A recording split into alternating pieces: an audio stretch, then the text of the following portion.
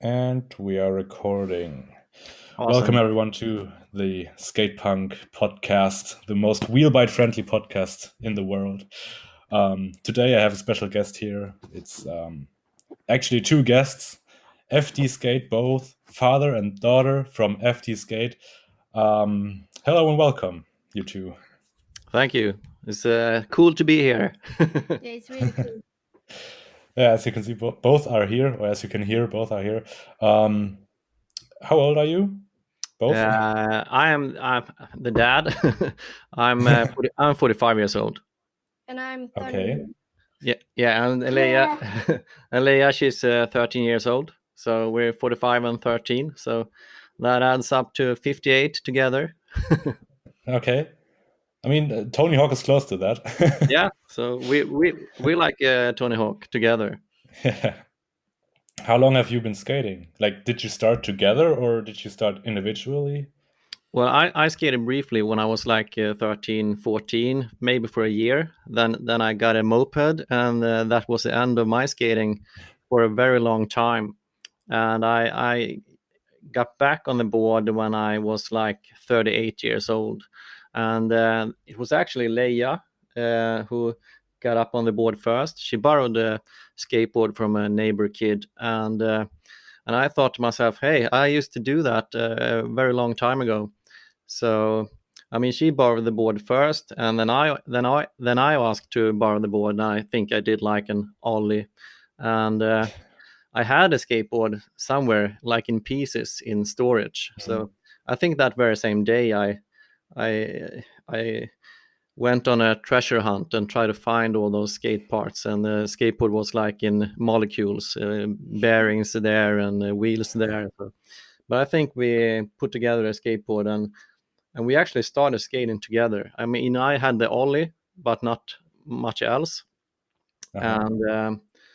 And Leyah, she started pretty slowly, and but I think she was like 7 years old then, and we started skating more and more. And about Mhm. 4 years ago, I think it was that was when we started uploading to YouTube, and that was a way to keep both of us motivated and to connect with others in the same situation. Mhm. Who had that idea of making a channel? Was it you or was it Leia? I think it was my idea because Mhm. I didn't have any friends my age that skated, and back then skating was at a low point here where we live, and I mean, no one of Leia's friends skated, and no one of my friends skated. So it was sort of a lonely feeling. And I started looking up YouTube, and I saw that in other countries there were other elderly men like myself that was skating. So, and I saw those guys put out content on YouTube, and it was really inspirational. And I said to Leyah, maybe we should do the same because we couldn't find any girls that skated. So it was like Mhm. from our perspective, no guys my age skated, and no girls no age skated. So it was a way of uh, a little bit like showing the world that hey, we exist too. So, and to connect Yeah. with those other guys and girls that we found. So it was my idea, I think. Yeah, I also think. Okay. It's also like the stars kind of aligned there. That like that you started again with Leia, and so you have like this common ground of you both have the same starting point, and you're progressing together. And Yeah. I think that's so interesting to see like how all that is documented. And you have different struggles because of course with you it's your age and you're already like grown up, and with Leia she is growing up and she has to adapt with that. And it's interesting to see like the different types of struggles that you have on like the different age gap. Yeah, Yeah. and it's really awesome for us to look back at those early videos. It's like a time capsule, uh, and it's I mean, treasured memories, those first videos. And back then when we started, I mean, I had the advantage but now 4 years later, we are very evenly matched, I would say. So, and for the last couple of years, it has always been that friendly competition between me and Leyah. So we're pushing each other, and we always constantly trying to beat one another, and so it's really fun and also rewarding for the both of us, I think. Yeah, it's always great when you have someone that's trying the exact same trick, and you kind of like get this motivation of next time you need to get it, and then the other person gets the trick, and they're like, yeah, I need this trick now, I need to land it now, and that really makes you like want to commit to a trick when you're not like committing at first. Absolutely. And the only reason that I still can hold my ground against Leyah is that I skate way more than she does. I mean, I skate every day, and Leyah, she skate maybe once, twice a week. So, and if she had skated as much as I do, then she would have left me progression-wise a long time ago. She would have been up there with Sky Brown. Yeah, probably. I think. I mean, she's pretty talented because she's really good considering that she's not skating all that much. Yeah, I mean, at that age, I was like 13. I was skating for 2 years at that age, and I wasn't there. Like even after 4 years of skating, I wasn't where Leyah is. No, that's cool, and she has always sort of competed with the guys, with the boys in her age. But I mean, they are insane. They are skating like 5-6 hours every day. So, but I think if she skated some more, she could be really amazing. I mean, she's already amazing, but she would be more amazing. Do you like consume any skate videos, or is like the YouTube your only platform, or do you like look into like the core type of thing like thrash or anything? No, not really. I can't say that I'm getting very inspired by watching the pros skate. I'm getting more inspired by watching other people's struggle with their skating. So skate videos where all the skaters are landing every trick. That's not inspirational for me. I want to see those videos where persistence videos where a skater does like 99 failed attempts and then lands it. That is inspirational for me. So the I mean the skate parts, not very inspirational for me. I look at some, but my main source of inspiration is fellow YouTubers. Okay. For me, it was like in the beginning, I was really into Paul Rodriguez, and then I discovered all of the old stuff from the 80s, and I just fell in love with the old school skateboarding. And Mike V at that point was my favorite skater of all time. And I have a question for Leyah for this, like because female role models just aren't really out there. I mean, now there are some, but like, how is it that most of the industry like is dominated by male pro skaters, and you don't really have a lot of female pro skaters that you can look up to or like try to mimic? I think it's Atalia Mendes. Yeah, She's really good, and yeah, she's a street skater. yeah, it's a really cool girl on Instagram, Atalia Mendes. Have you seen her? No, I'm not really on Instagram.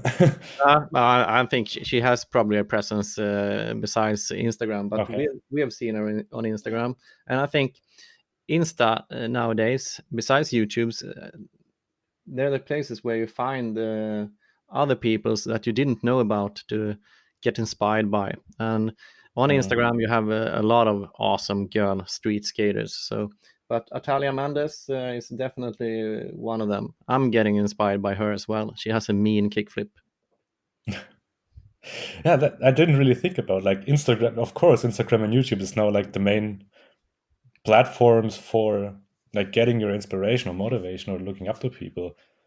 I remember back then there wasn't really a YouTube skateboarding thing, and I mean, back in the Like, day, you had like VHS tapes with Natas yeah, Kalpas and and those guys, and that was the main source of inspiration then. yeah. So Leyah, she doesn't know what a video cassette is. I kind of know, but it's kind of weird. You're doing this thing on your YouTube channel called Skatember. Can you go into what that is about and what that is in general? Yeah, it's a big pain.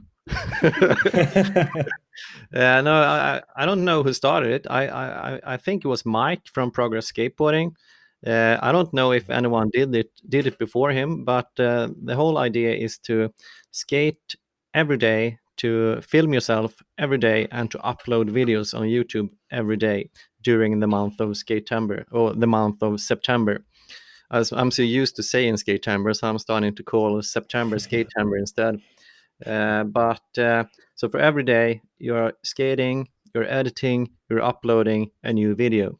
And I mean, I didn't kid when I said it was a pain, because it's a really tight schedule. And I mean, I'm trying to skate some at work on my lunch break to film stuff, so I don't need to sit up like to midnight editing. And my wife isn't overly impressed by that either, me sitting and editing. But so we're skating every day. Today is September 21, and each day it's a new trick.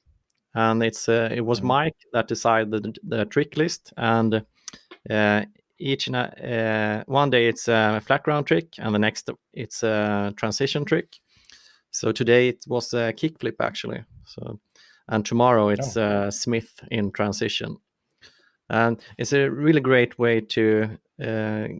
It's sort of like a game of skate when another skater give you a trick, and it forces you out of that comfort zone.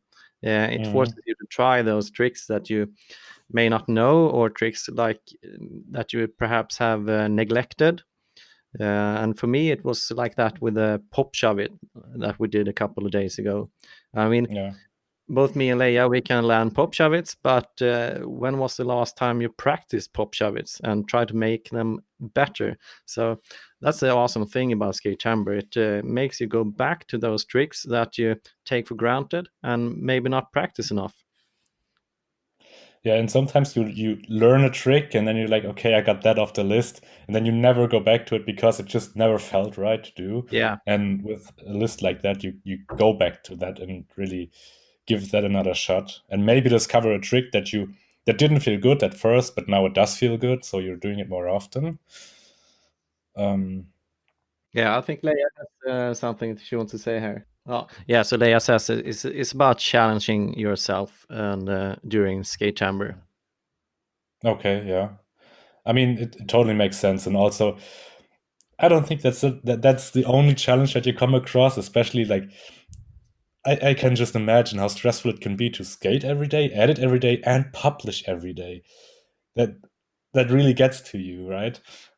Yeah, totally. I mean, we usually do one or maybe two videos a week, and now we're doing it every day. And it's like I told Mike that when this Skatember September is over, I'm gonna feel like I'm gonna feel like I'm on a vacation, uploading maybe once or twice a week. It's gonna be nothing. Yeah. And also you really like try to find these 10 minutes of spare time that you can just go and film something. Whereas otherwise you would be like, yeah, whatever, I'm just gonna drink another coffee or something. Yeah, Um, totally. And mm. it's like you're not having any spare time at all during the entire month of September. I remember I tried uploading every day on YouTube once, and the quality of the videos, like I didn't have Skatember or anything, I just wanted to try it out for myself, and the quality of the videos just degraded as I like kept going forward, because I was like forcing too much, Yeah, and I could have crammed 4 videos together and had one good videos instead of 4 mediocre ones. But with Skatember, you at least have that goal, that clear start and finish, and you know when it's over, it's over, and you can go back to your, let's just say, more of a comfort zone again. Yeah, totally. And yeah, so it's a busy month. And it's like you said, I mean, the videos, the quality, I wouldn't say that it necessarily goes down. I'm always trying to be a bit tactical, and in my mind, we're always going to do those short edits and short videos. It was like that yesterday. We were gonna try the feeble, and I thought to myself that, hey, that is going to be like a 2-3 minute video, and it ended up on YouTube like a 15-minute video that took a whole lot of time to edit. So, but it's like that. We plan to do a short video, and then we have so much fun. And like yesterday, we did the feeble, and then we went inside and we battled the backside flip, and we battled the big spin, and we are skated around, and there's all this fun going on, and I'm always feeling like, hey, I want to share that with those that follow us on YouTube. So sometimes we plan to do a really short video, and we're ending up with a quite long video. Yeah, it's like you're really then into the filming, and you've had so much fun, you want to like not just document but also share it. Yeah, absolutely. Yeah, I can see how that can also affect like your skating. Like you have that goal off the list, and then you're just like do whatever, and then that's when the real magic of skateboarding happens. Yeah, often the skating is the most fun when you're not having a plan, when you're just fooling around and having fun. Oh, do you know any old school tricks? Like for me, my favorite trick is the boneless, and maybe when Skatember ends, you can do that. Yeah, Leyah, she's the boss of boneless. She has a mean boneless big spin that she can do both flat ground and in banks and in ramps. That trick is really awesome. I can do bonelesses, but I'm not really good at it. I think I need to be a bit more limber to be really good at that trick. But I got a pretty good, pretty solid ollie airwalk. So Oh that's wow. pretty old school. Yeah, that's one of the tricks. Like when I ollie into a trick, I can never get myself to like grab the board. Like I think the only grab trick that I can do is a pop shove it nose grab. That's the Ooh. only thing that I can do, but the rest is, I don't know. I also never really gave it a try, but every time I see something like an ollie airwalk, it's just mind blowing to me. These how that's done. But I think those two tricks are kind of similar because you really don't need to bend down and catch the board. It's more like you're popping the board up in your hand. So it's pretty much all about timing. So the ollie airwalk is super easy for me. So you're not really doing an ollie. You kind of like popping it and jumping. Yeah, it is an ollie, and I'm sort of reaching for the nose, but I don't need to lean very much forward. I don't need to crouch to like find the nose of the board. It's like I'm doing an ollie. I'm reaching for the board, and I just time it so when the nose of the board pops up, my hand is there, ready to catch it. Okay. But I actually can't do the pop shove it tail grab. Oh. And I think that is a trick that I would probably learn that if I tried like 20 attempts. So that's probably going to be a future video. 20 attempts to learn the pop shove it tail grab. I mean, it's a fun trick when you like actually get your foot on there, because usually the natural way of doing a pop shove it is like your front foot is always over the board.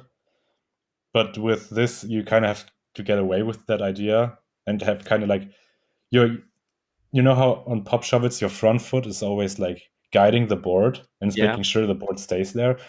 That's kind of like your hand's gonna take that role, and it's gonna make sure that the pop shove it is actually executed. And I think that's just it's the same trick, but it feels so different, and that's kind of why I like it. Cool. No, but I'm gonna learn that 20 attempts, and I will learn that trick. Okay, that's your challenge then for Yeah. October. Or maybe cramp that in Skatember, but I don't know if that's gonna be possible, especially now the tricks get like gradually harder. Yeah. I mean, with the flat ground tricks, I've got all those tricks. None of those tricks is really a challenge for me. But with the transition tricks, like with the blunt, the disaster, the smith, I mean, I can't do those tricks, so that will Mhm. put some pressure on me. But the flat ground days, that's like my day off.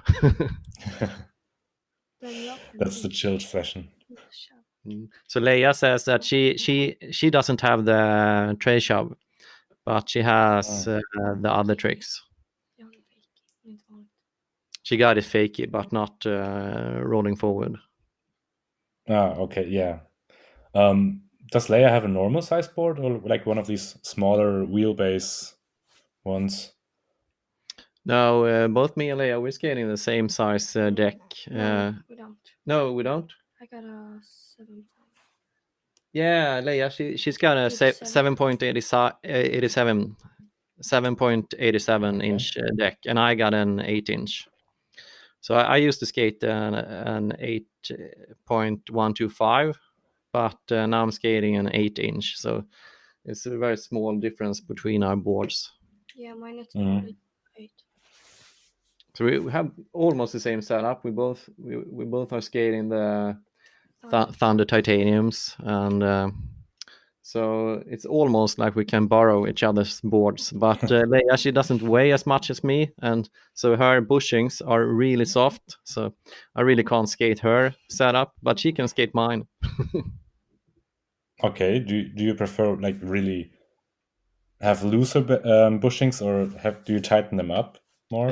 I skate loose trucks, and Leyah also skate loose trucks. But I mean, loose for her, if I try her board, it's like impossible. I can't even balance on that board. That's so super loose for me, considering I weigh much more than her. But I think relative to our weight, we are skating sort of the same hardness of bushings. That's also why I asked about like the wheelbase of the board. It's because on the tray shove, I think that's gonna be much harder for Leia because of the shorter legs, Yeah, and there really needs much more effort than you do. actually, me and Leyah, we have equally long legs. Okay. She's shorter than me, but we have equally long legs. So she doesn't get away with that excuse. That's too easy. Okay, well then. I mean that will definitely be a huge advantage later on in skateboarding when you have just longer legs. That's just way more like pressure that you can develop then in the tail. Yeah, It's there's definitely like a lot of really good skaters that are really long. You would imagine that it could be an issue with having a center mass at higher up, but many skaters are there are really, there are many really good long skaters. One of my best buddies, he's like 2 meters long, and he's awesome. yeah. The it's probably something to do with physics, Yeah, the board relative to you then is just so much smaller. It's kind of like the reason why taller basketball players usually have struggles on free throws, where the smaller ones usually sink them all in. It's because the ball is just so much smaller for them. And I think it's the same with skateboarding then, because just the board just in comparison is so much smaller and so much easier to flip that way. Is also Luan Oliveira. I think he also has pretty long legs. And if you look at his skating, it's just crazy to me. He goes for just a flat ground kickflip, and the speed that he goes at and the height that he's getting out of it on just a yeah, normal kickflip, that's so crazy. Um, yeah. I actually prefer 8 inch decks compared to wider decks, just because they're usually a bit shorter, and I enjoy a slightly shorter deck, just because for me it's easier to kickflip that deck. A long deck is usually giving me trouble with the flick. Okay. What deck do you have right now? Because of like different on concaves and steepness of nose. Yeah, right now I have a mellow. No, not mellow. I have a medium concave, Okay. and I don't really know about the wheelbase. I'm not too sensitive about wheelbase. As long as I have the same trucks, I'm usually okay. But I'm looking at Ben Dagros when he does his YouTube videos about different skate gear, and he's like a machine, and he can sense if the truck weighs 20 grams more or less. But I'm not that picky when it comes to wheelbase of the board. Sometimes I can get a board and I feel that, hey, that deck is kind of heavy to pop compared to my other deck that I had previous, and then maybe I will switch decks. But usually I'm okay, and I'm trying to not obsess over the material and stuff like that, over the gear, because I think that is a slippery slope for older skaters. I have many, I know many older guys that used to skate, and when they go skating, they often complain about their gear and about the concave and the shoes, and so it's easy to start to blame the gear, I think. And Yeah. for me, I'm just not that good yet, so I can't really complain about the gear. I think if there's a fault, it lies in me. Yeah, that's definitely one of the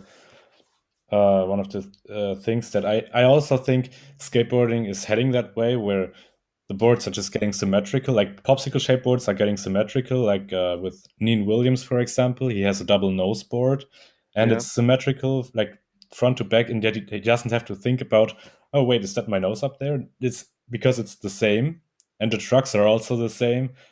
So for him, it really doesn't matter anymore. And he also explained that you really don't have anything to blame but you if the tricks don't work.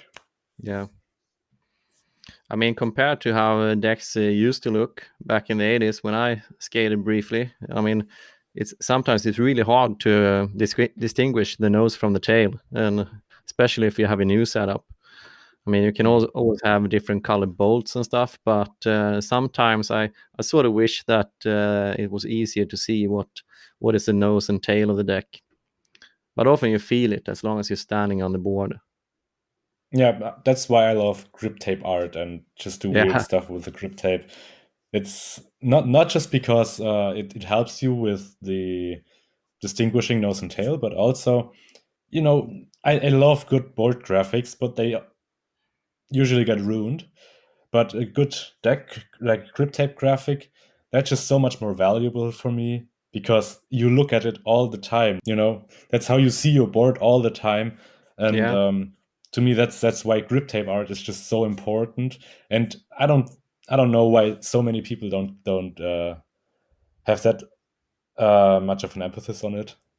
yeah. Leyah has actually done her own grip art on quite a number of decks. So she's really good at painting and drawing. So we have done a couple of videos like that when she's pimping her decks. That's cool. I never got into that. I wanted to get into it, but I never got into it. I usually buy grip tape that has graphics, and then I do just some funky cutouts and put that together because I'm not good at drawing. Yeah.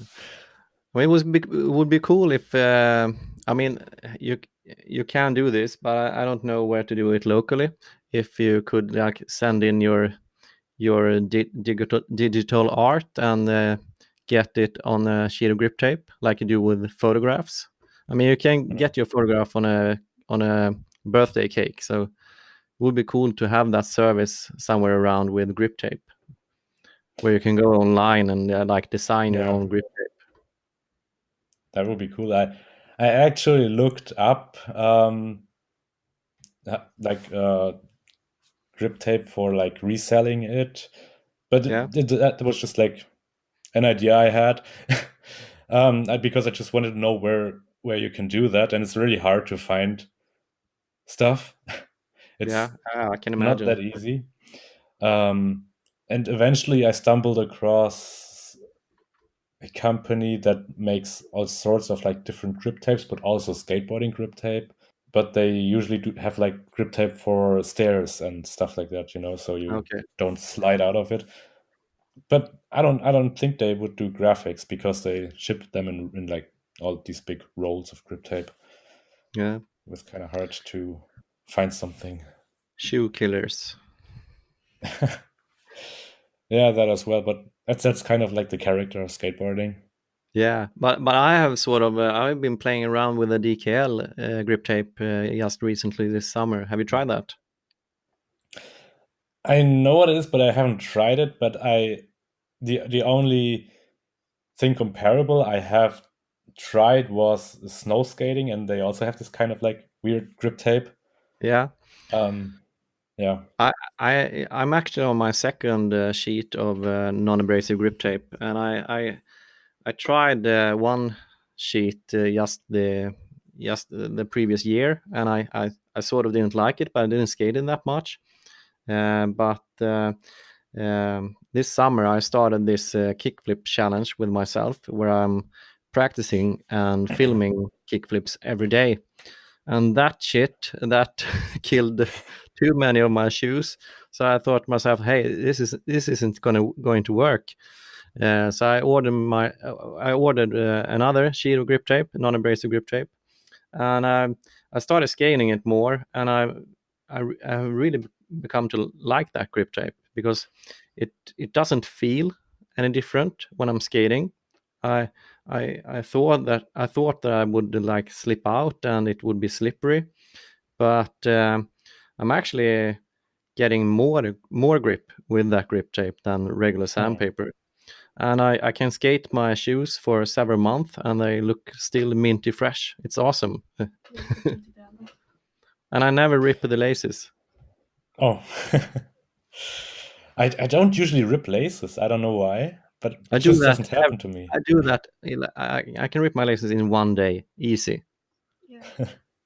And it's the same for Leyah. But we do quite a lot of flip tricks. Yeah, I don't do that much flip tricks. um, but usually when I do, what happens most with my shoes is they, where your foot goes in and the top of like the outside of it, that usually gets ruined the most, and also the flick area in front of the shoe also Yeah. gets very worn out. But I never had huge problems with shoelaces ripping. But I think that's kind of like a how you do tricks thing, right? Yeah. I actually get holes in my soles of the shoes quite quickly because I do a lot of nollie tray shoves and those kind of tricks, and that is quite tough on the soles of the shoes. Yeah, my soles also wear down really fast. But I guess that's also because like sometimes I really need to get that feeling of having my foot in the right position, so I rub it on the grip tape, Yeah, and I I think get that it. wears down the shoes a lot. Yeah, absolutely. On your what was that, DKL grip tape? Yeah, DKL, non-abrasive grip DKL. tape. It used to be hard to get your hands on that grip tape, but now they got a Swedish reseller, so Mm. now we can order it. And I think that DKL also ship internationally now. They didn't used to do that. You had to be in the States, but now I think they ship everywhere. That's something that I really like to see in skateboarding. That just a progression of material, because I feel like during the somewhere in the early 2000s, boards were at that point where they they would have been for years, and it's refreshing to see a change of materials used on the board. And I would really highly welcome a new material for wheels, because urethane really isn't that environmentally friendly, and also the recycling of it is just a waste. Yeah. of materials. And I would really love to see the industry on wheels kind of like try and invent something new, but I think they don't really care about it because the wheels, they work for them.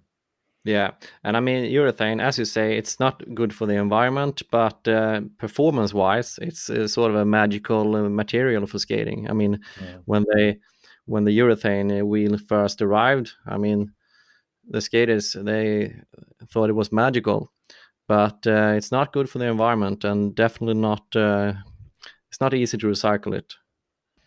But with all the new will with innovations in skating, it's kind of tricky also because I can't name uh, one group I think that is more conservative than skaters when it comes to their Yeah. brands and their materials and the technology that goes into setups. I mean, non-abrasive grip tape. I like it because it saves my shoes, but I think many skaters have the mindset that no, that's not true skating because true skating is supposed to rip your shoes. Yeah. It's very hard to get started in this industry with innovation. And I don't know where that comes from really, because on one side, without the innovations, we wouldn't be where we are now. You know, without like Paul Peralta inventing a double kicktail board. I don't know. It's kind of like a lot of skaters don't see the past.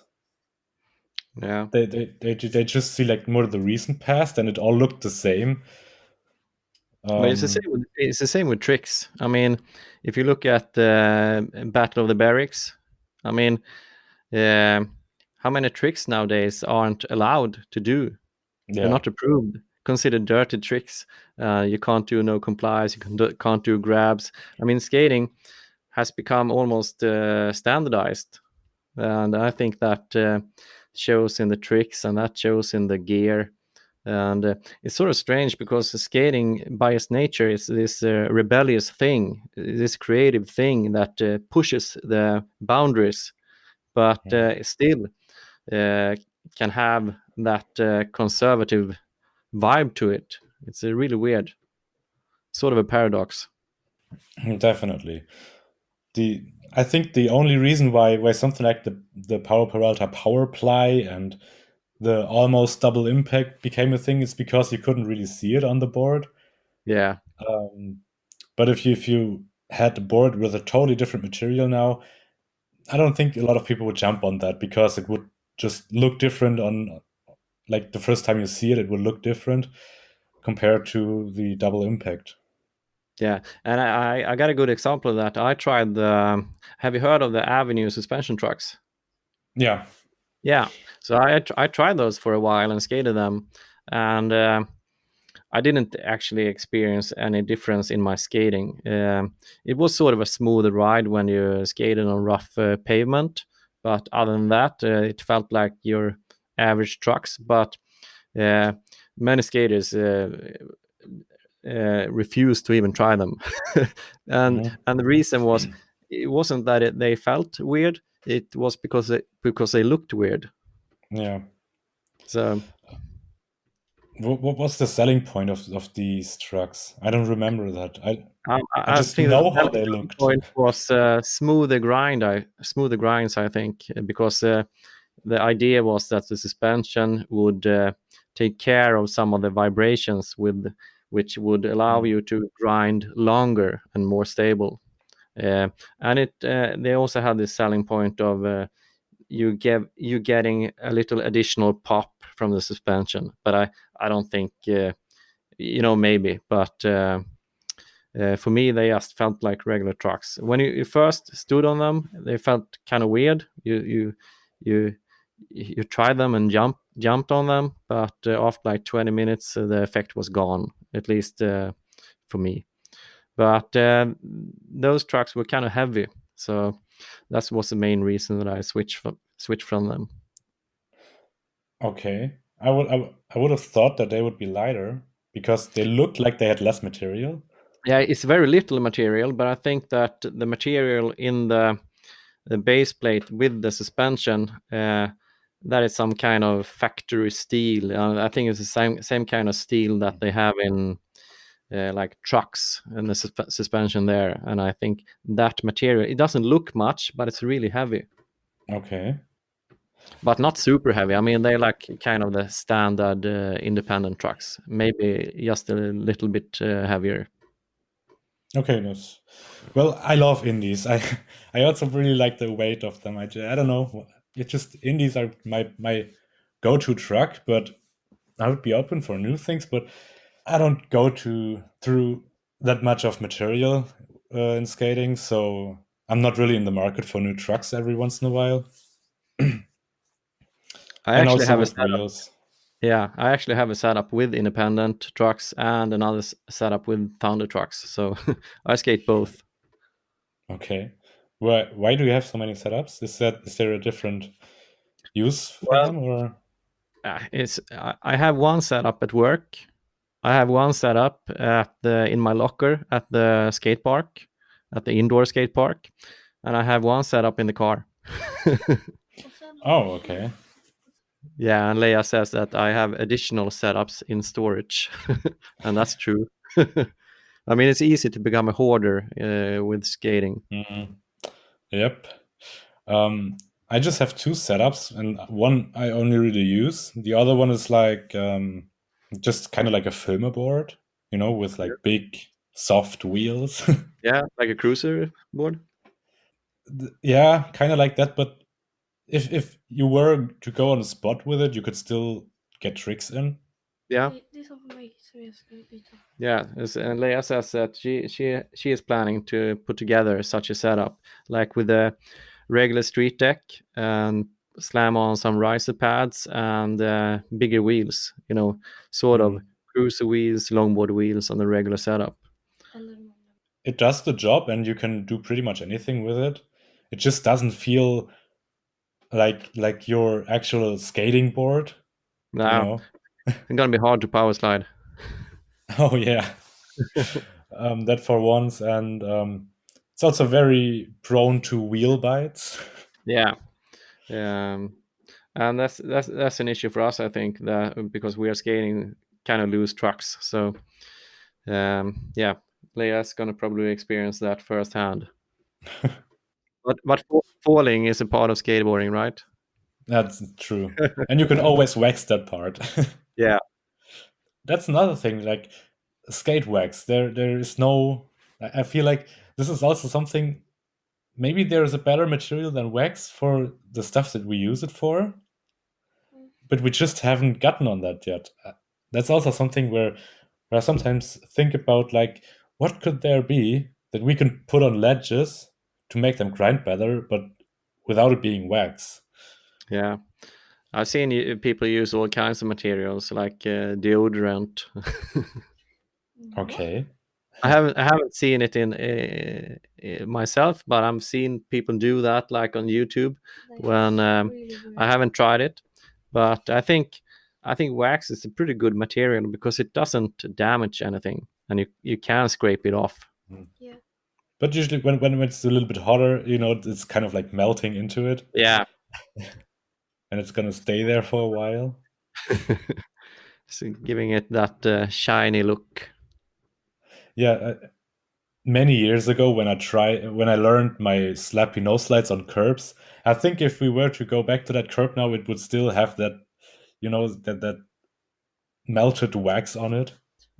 Yeah, we're living in a cold country, but I actually think that's pretty awesome because you can spot a good ledge out somewhere or a curb, and you check it out, and what do you know? You can see someone has already been there, leaving their marks of wax, and I think that's pretty awesome. That I did spot that curb, but someone else saw that before me, and they have already been here skating it. Yeah, that's something that I've experienced a lot when you're going to like bigger cities. Not so much here locally, but when you're going to bigger cities and you're like, that looks like a good skate spot, then you kind of like walk up to it and you see, oh, someone was already here. Yeah. Well, I have covered every question that I wrote down. Is there anything else that you want to say or get off? No, I don't think so. Nothing comes to mind right now. We're just blown away by sitting here in this interview. It's sort of an unusual experience, Oh, but really awesome. It's really fun, and I mean, uh, here in Sweden, we are pretty good at understanding and reading English, but we're not that used to speaking English. And I think that this YouTube experience has been really good for both me and Leyah. I'm way more comfortable with speaking English now than I was when we started the channel. So that's pretty good, I think, just to get used to speaking English. Otherwise,